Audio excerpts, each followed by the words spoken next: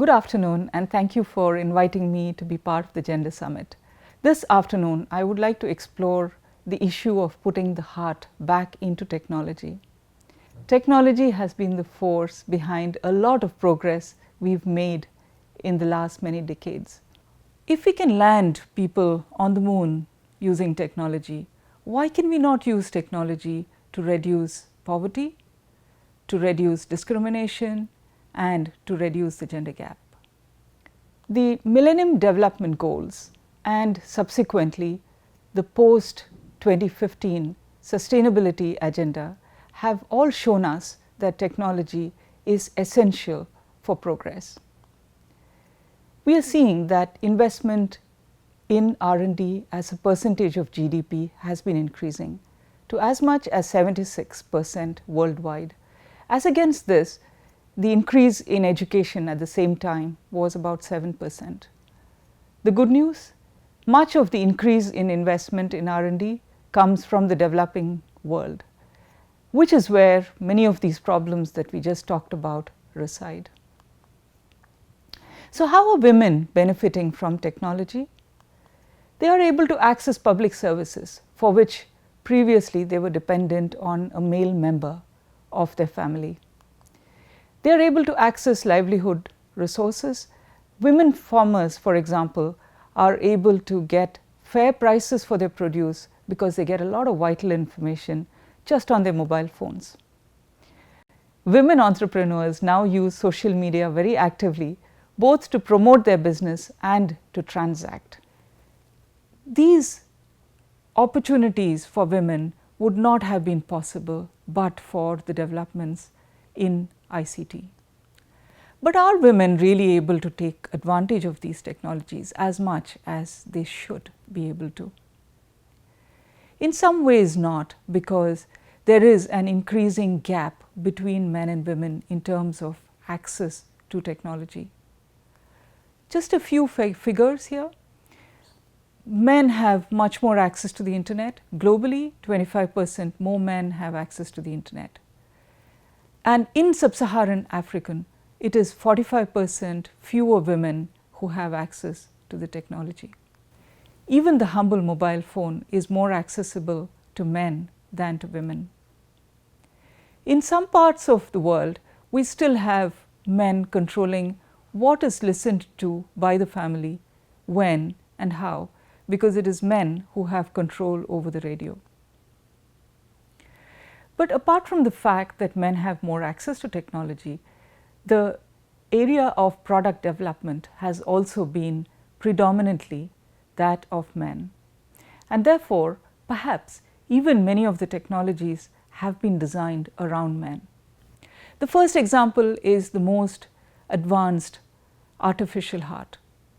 This heart is used in end-stage heart disease to make sure that the person can live.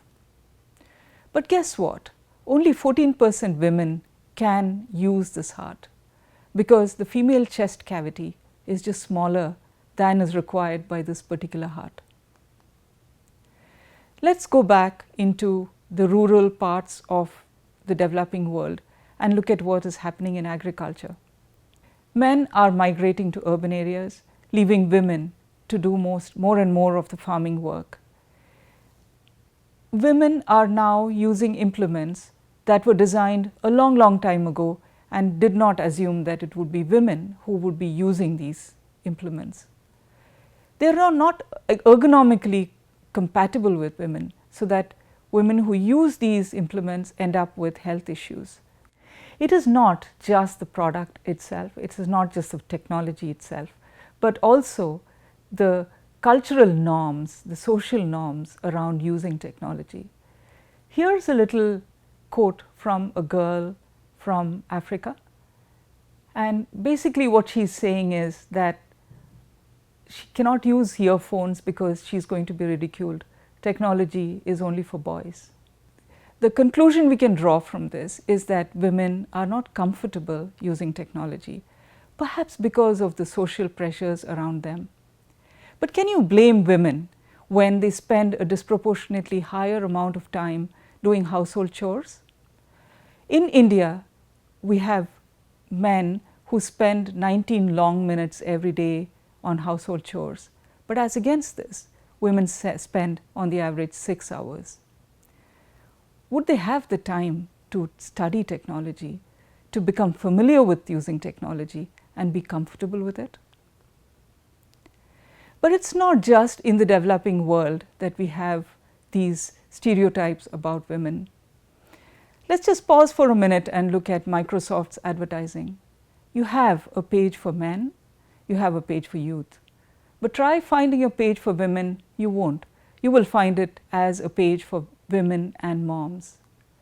Somewhere, subconsciously perhaps, unconsciously perhaps, we are ending up reinforcing some of the gender stereotypes from many, many years ago.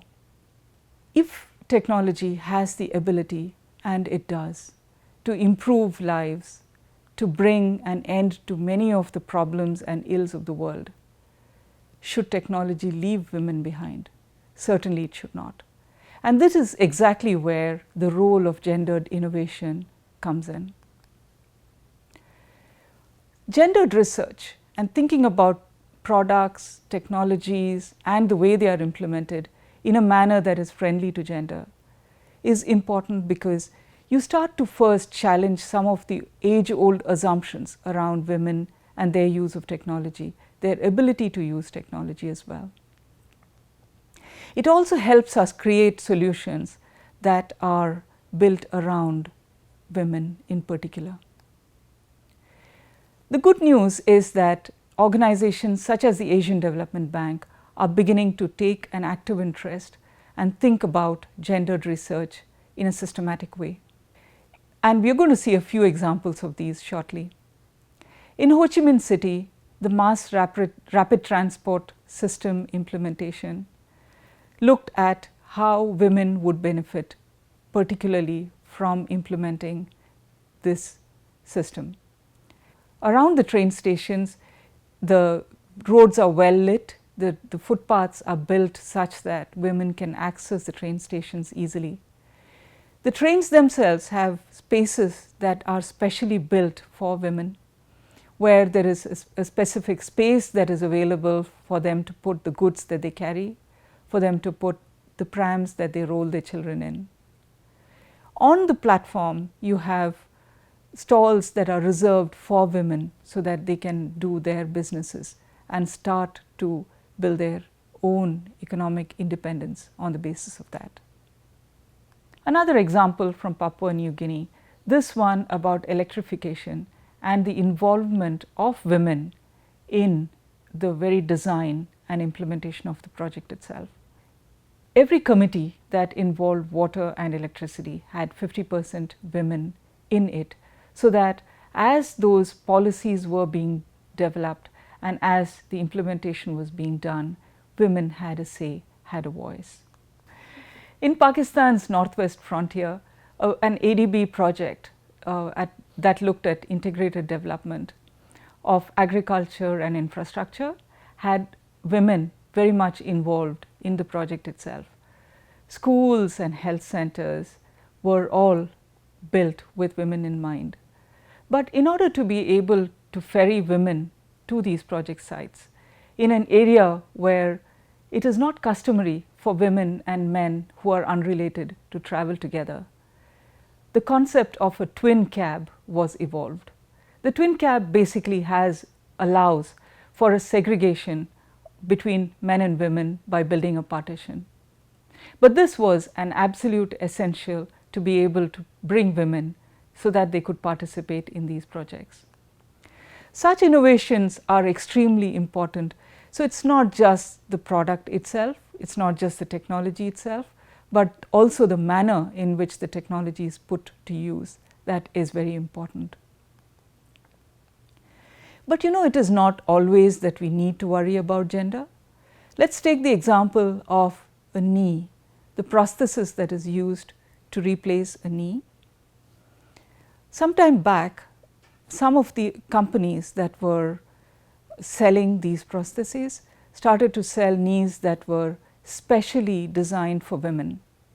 But what was found was that there was no medical evidence to show that women needed a different kind of processes. In fact, it was not gender that was a more important consideration, it was the height and other physical characteristics that determined the success of a total knee replacement. So, what we have seen is that it is important to understand the needs of women fully.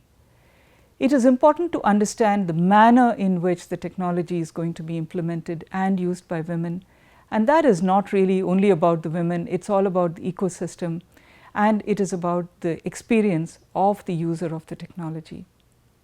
Women have to be active participants, not just in using the technology, but also in building the technology.